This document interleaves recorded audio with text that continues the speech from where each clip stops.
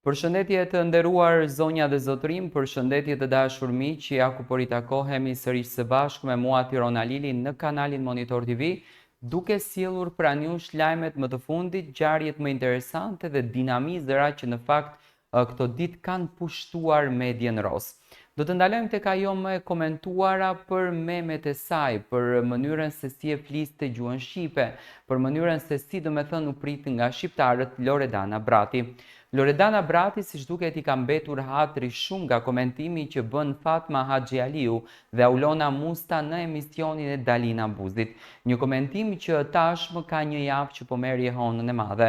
Ndoshta ka qenë një lloj provokimi nga inteligjenca e Dalinës, unë do ta quaj Dalinën si inteligjencë artificiale sepse di shumë bukur që të krijoj lajmin, di shumë bukur që të kap viralitetin dhe imagjinoni ka një javë që po flitet për Dalinën, për komentimet që kanë dhënë Fatma dhe Aulona për personazhet publik, disa emra të përzgjedhur nga Dalina, duke pyetur dy gazetaret profesioniste për rrugtimin e tyre gazetaresk, për punën e tyre, për qasjen e tyre televizive, ndërto ishte emri edhe i Loredana Bratit. Ato nuk është se folën keq për Loredana Bratin, por Loredanën e preku shumë fakti se ato e quajtën Loredana e Jozit.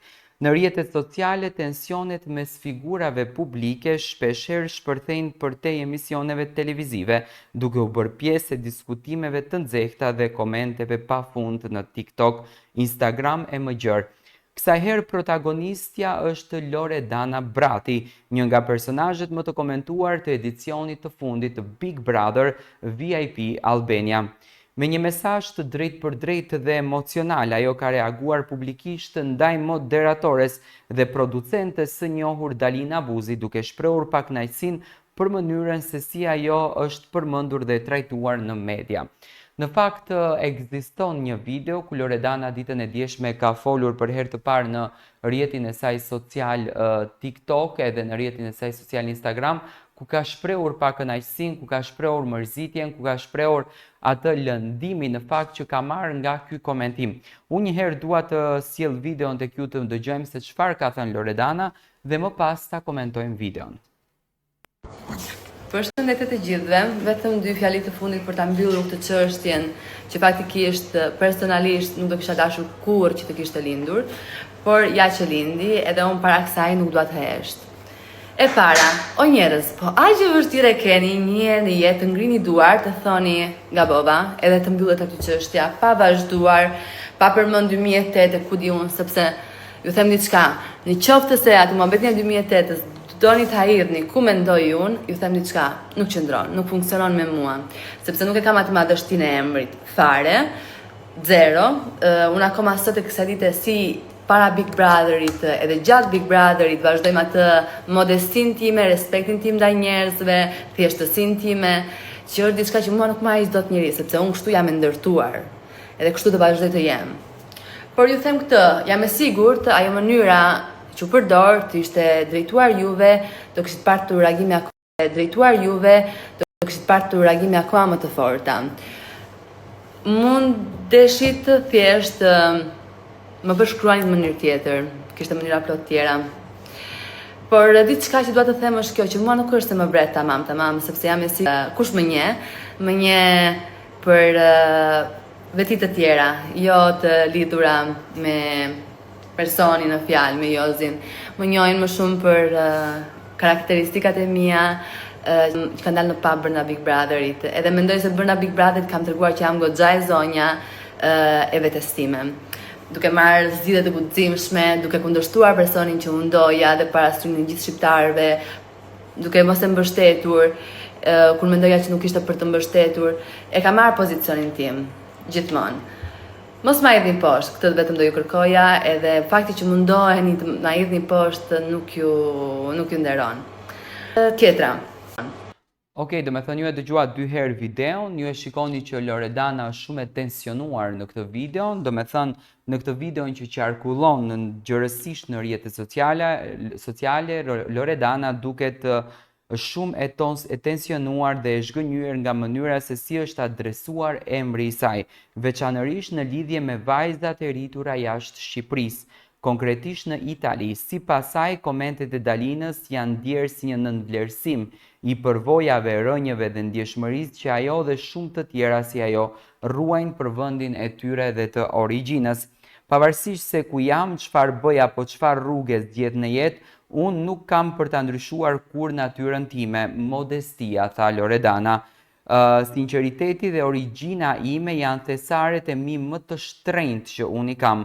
Kam qenë kjo që jam sot edhe para Big Brotherit, edhe pas ti. Jam reale dhe nuk kam luajtur ndonjë rol për të marrë vëmendje, shpreh ajo me zë të ngjirur nga emocionet.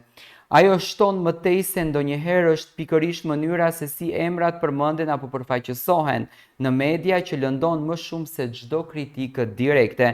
Mund të më thuash çfarë të duash për mua si personazh publiku, por kur përçmohet përkatësia kulturore, mënyra se si një njeri mban gjallë gjuhën, traditat dhe lidhjet shpirtërore në vendin e vet, atëherë nuk është më thjesht një opinion, është mungesë respekti. Në shumicën e rasteve theksuan si Beniada, po ashtu dhe Loredana. Në TikTok dhe rrjetet të tjera sociale, ndjekësit janë ndarë në dy kampe, një pjesë e mbështet me pasion Loredanën, duke e cilësuar si zërin e vajzave të diasporës shqiptare, që ndihen të keq kuptuara apo të marginalizuara nga vetë bashkëkombësit e tyre, ndërsa të tjerët mendojnë se reagimi i saj është disi i egzageruar dhe se duhet pasur më shumë qetësi me komunikimin. Dalina Buzi nga ana tjetër nuk ka reaguar ende publikisht ndaj deklaratës së Loredanës, por historia i ka marrë jetë në rrjete dhe mund të pritet që kjo përplasje të mos të ndalet me kaq.